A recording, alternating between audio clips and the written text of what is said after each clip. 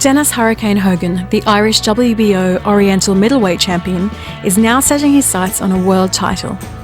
We caught up with Dennis to chat about his career, Conor McGregor, and his hopes to face world champ Saul Alvarez. He even taught me how to throw a punch. Hey Dennis, you had your first fight in Brisbane a couple of weeks ago, the first time in a couple of years. How did you feel? Yeah, good, excellent. And it was really cool to be back fighting here in front of a home crowd and again. And I actually had to get used to that feeling again because I've been on the road so much for the last 2.5 years that when I got into the ring and the crowd was just going wild, like I had to get myself to focus and concentrate on the fight because I'd forgotten what it was like. So yeah, I had to settle into the fight, and once I did, it was all good. And okay, so Dennis, what's next? What's the future hold? I've heard some chat about Alvarez. Well, Alvarez the champion. He's just beaten Liam Smith on Sunday. We're still lined up to fight another fight, and we're looking for a top opponent to move me hopefully into mandatory position. Okay. And obviously getting into mandatory position, the next fight will be the world title. So again, whoever has the title at the time, I don't really mind. All I know is that that I'm going to win that title. So great. It is what it is. His first career defeat came to Jack Culcahy-Keith in a world title fight last year. Like Conor McGregor, Dennis has bounced back from a loss. Okay, great. So Conor McGregor is obviously a powerhouse in the fighting world. He's Irish. What do you think about his defeat and then him coming back? Excellent, I suppose. Like everyone, no matter how good a fighter is and no matter exactly what's going on, these little slip-ups can happen. And I believe for Conor it was probably a good thing, the same as it was for me in a way, because when I lost my fight for the world title last December, when I came back, the improvement in me has been incredible, mentally and physically. Everything I've been doing, changes that I needed to make, I made, and I just started looking at every aspect. And obviously, it's the same was for McGregor. He went and he focused on areas he needed to, and he came back and he's got the rematch, and he's won. So it improves you. Like it's like his coach has a book out called Win or Lose, or Win or Learn. So it's one or the other, and for me, I certainly learned from that. And I'd be hoping to copy McGregor in the fact that I would love to get a rematch with that same fella again, and I will go after it in my career. Yeah, great. Yeah. And in terms of if it was you and McGregor in the ring, who do you think would win? Me. Obviously. Yeah. And why? Because I'm better. Good. Well, we'll ask Conor about that. But what did you think about the performance at the Rio Olympics by the Irish Foxes?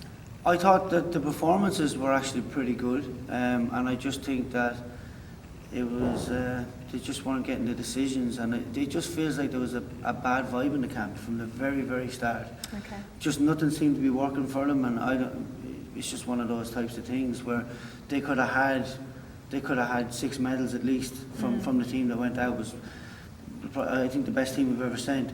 But again, I think it was just a bad vibe in the camp, and things just went wrong, and it happened for everyone. So it was unfortunate. It was hard to watch. So you've had lots and lots of successes. I can see all the belts over there and lots of accolades, which is fantastic. What's your most memorable fight to date? Most memorable fight, as a professional. As a professional. I suppose my first fight on Fox Sports was out in Mansfield Tavern against Nathan Carroll for my first for the Queensland title, and it just happened to be how I feel. It was just amazing the first time kind of getting that sort of victory on such a big stage. It just kind of for me that's still the best. Yeah. And I suppose when you lived in Brisbane, you were adopted by the community here, and you were our fighter. You just happened to be from Ireland, but you certainly represented Queensland in your fights. Yeah. Back then. Yeah. I'm Irish Aussie. Yep. Very good. So I've had some great support. We've got great support from the Irish here in Brisbane too, but certainly from the Australians as well, which is really cool. Perfect. Yeah. Dennis has been based in Brisbane for years, but has recently started training in Miami with new coach Mauro Hernandez. In terms of, I know you said your girlfriend still lives here. Yep. Is your girlfriend Irish or Australian? Yeah, she's Irish. Yeah, she's from Kilkenny. Yep. Very good. Yeah. And how does that affect your relationship? I mean, if you're away for long periods of time, is it difficult or? Yeah, no, it's we work it really well. And we stay in good contact, and we both know that it's a sacrifice we have to make for now, and we're looking to get into the position that we can sort something else out. But at the minute, it's what's got to be done, and it's working pretty good. We're both still happy. So. Yeah, great. Well, that's what matters. Yeah. So Dennis, in terms of turning professional, do you think had you remained in Ireland, would you have the same opportunities that you have now? No, not a chance. Back in Ireland, when I wanted to go professional, the recession had hit bad, and there was no shows. I could be right in saying there was no shows for 3 or 4 years. Yeah. So turning professional, like a lot of really good fighters in Ireland were very inactive over that period. It's a shame for it, but I wouldn't have done that. At the time before I came out here, there was also in my club there was a guy that was kind of proposing go to Boston. He knew a guy over there that was prepared to take me on, so that probably would have been the other step I would have taken about going professional. But I did choose Australia. Very good. Yeah, thankfully. Since turning pro, he has claimed honours including the Queensland middleweight and super middleweight belts, as well as the Celtic Nations title. In 2013, he grabbed the highly competitive Australian middleweight title and defended it twice. So, Dennis, you've often been called Ireland's most underrated boxer. How do you feel about that? I don't mind, and again, I don't really look for lots of Praise and I just look. I have one thing in mind, and that's to be the world champion. And when people say it to me, they go, why do you think that is? And I know why it is, but I'm an Irish guy that came to Australia. I'm not in the public eye in Ireland. I'm over here. I do get, write-ups in newspapers, stuff like that. I get mentioned a bit, but I'm not the main focus. And then over here, I was starting to build some real good momentum. I've become the champion of the year, and I was starting to win these awards and stuff over here. And then I went to America. I signed with American promoters, and I've been fighting out there. We've got some good fights out there, CBS, main event twice, stuff like that. And then I went and fought in Europe, and then so everywhere I'm building momentum.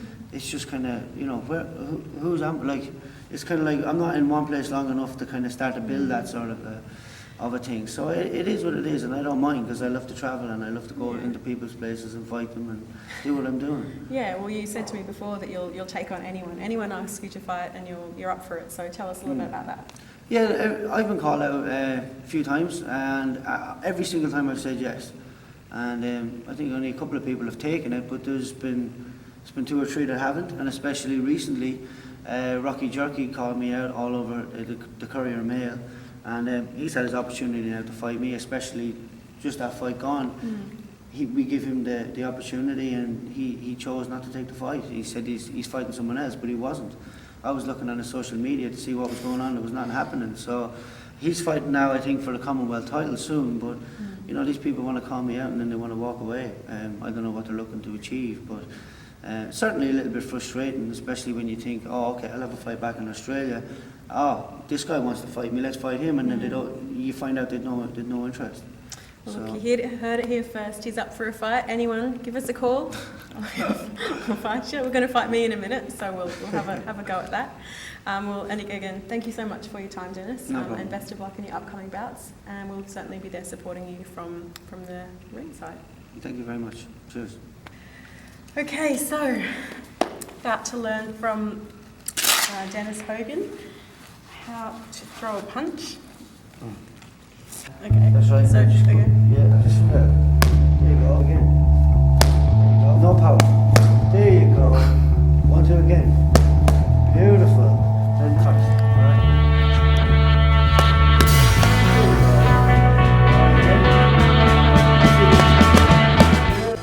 I'm a little bit scared, I'm not going to lie.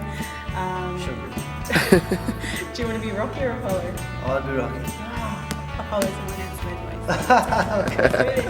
Alright, good. Okay.